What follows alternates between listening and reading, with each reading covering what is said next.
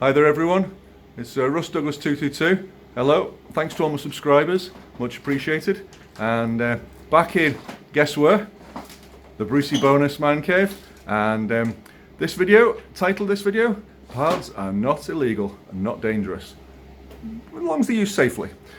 And the subtitle of this video is the difference between lasers and lamps.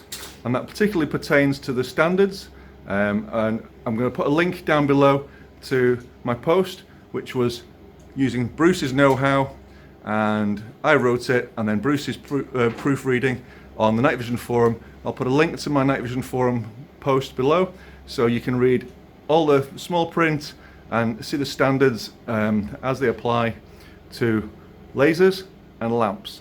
So without further ado, here we go. All right, and here's Bruce's setup. I've not long arrived, but Bruce has got the PARD 008 LRF, the PARD 008, the N1000 IR laser, the PARD 007, and the Black Sun Dark Engine 850 nanometers from the Night Vision store.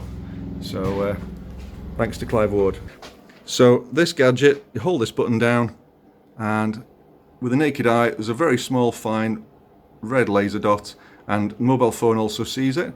Now, interestingly, this device is obviously for presentations and such like, and it's got on the back it says avoid exposure, laser radiation is emitted from this aperture, and another sticker, caution, laser radiation, do not stare into beam, wavelength 650 nanometers in this case, maximum output less than 1 milliwatt.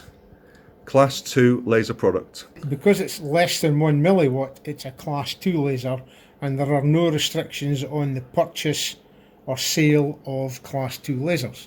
Okay, so here we have the small presentation laser pointer, the PARD 007 laser, the 008 laser, and the 008 LRF laser.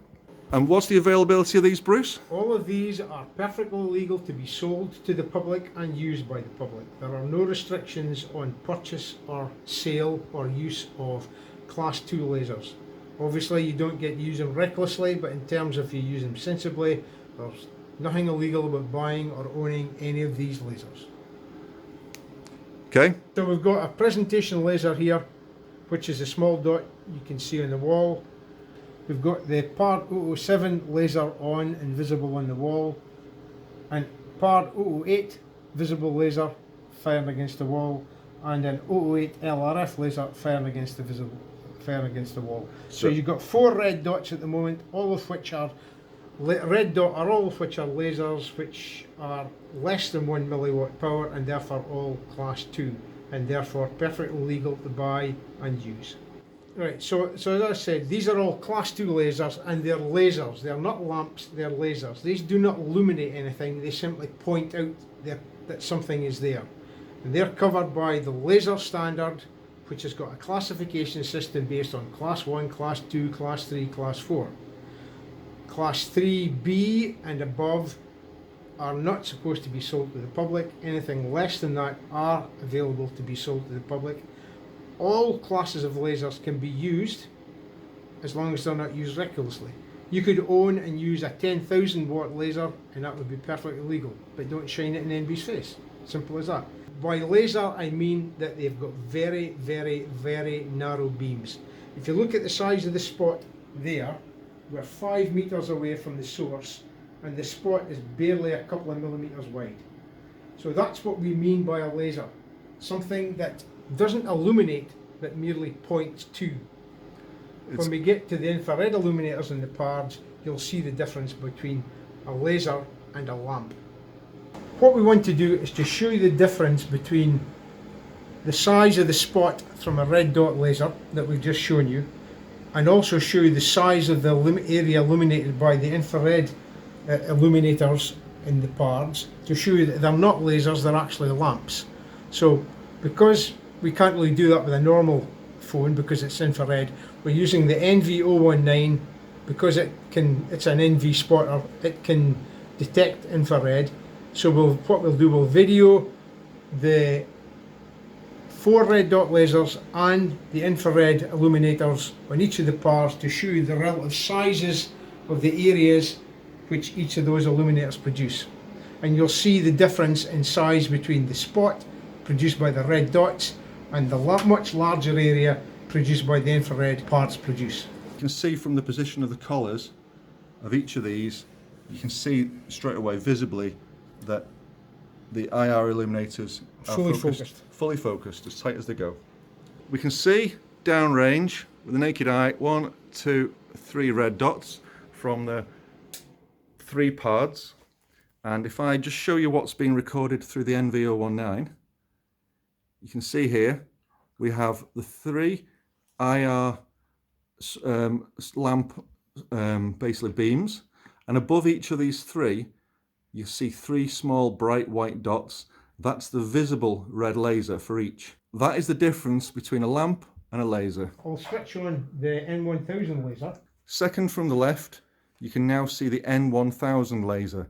Now this is an infrared laser, but it's not as tightly collimated as the 3 red visible beams, but you can see it's a lot tighter than the 3 PARD IR illuminator lamps. Right, we'll try the Black Sun Dark Engine, which is at its tightest focus. Nice. So all these 4 IR lamps are 850 nanometer wavelength. So the one in the middle of the screen, the N1000, is a shorter wavelength than the other 4. About 790 nanometers. That N1000 laser was really designed to be used with tubed. Yeah. The other thing with the N1000 is that you can actually focus. That's about as tight as it gets, but you can open it up.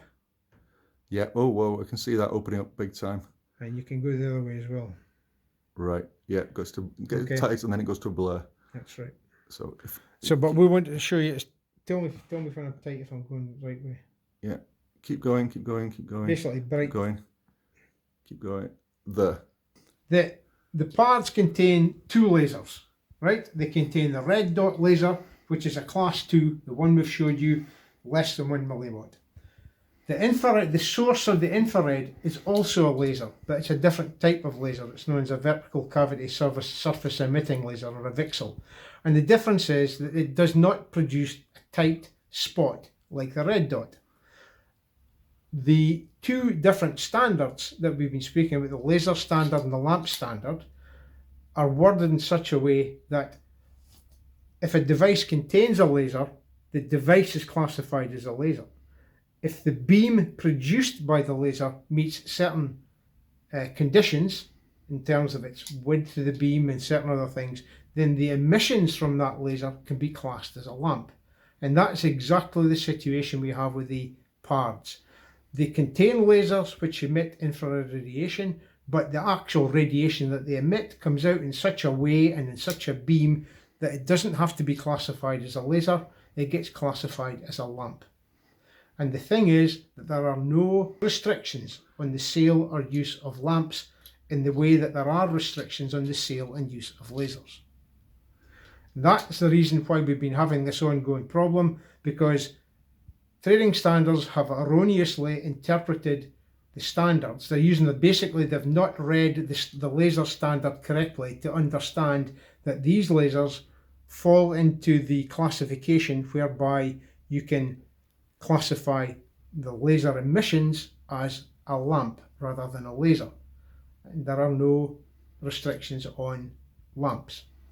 They simply don't understand that these are actually producing light which can be classified under the lamp standard rather than the laser standard.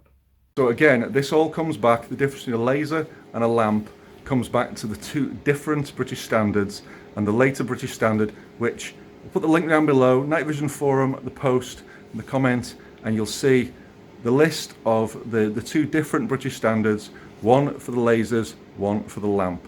That's what all the information is you need. So back to Bruce. One just to finish off, here we have the visible red laser dot of the PARD 008 LRF down here, and if I look through the PARD 019, you can see just above the upper black bar, you can see the dot of the visible red laser. Just below it, flickering away, slightly brighter, you've got the infrared laser rangefinder flashing away. slightly brighter than the red dot, not visible with the naked eye. That's the laser illuminator of the PARD 008 LRF. That's the beam of the lamp, basically, that completely wipes out the IR laser rangefinder, which is now back on. So, well, it was never off. You well, just couldn't see it. It's now visible, yeah.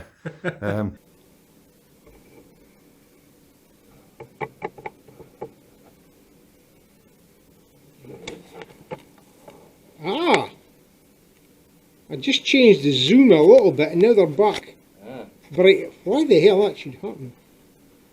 Well, main thing is, as long as they're on, brilliant. I'll switch on the N1000 laser. Right, so Bruce just switch on. You can see it just to the right of the end.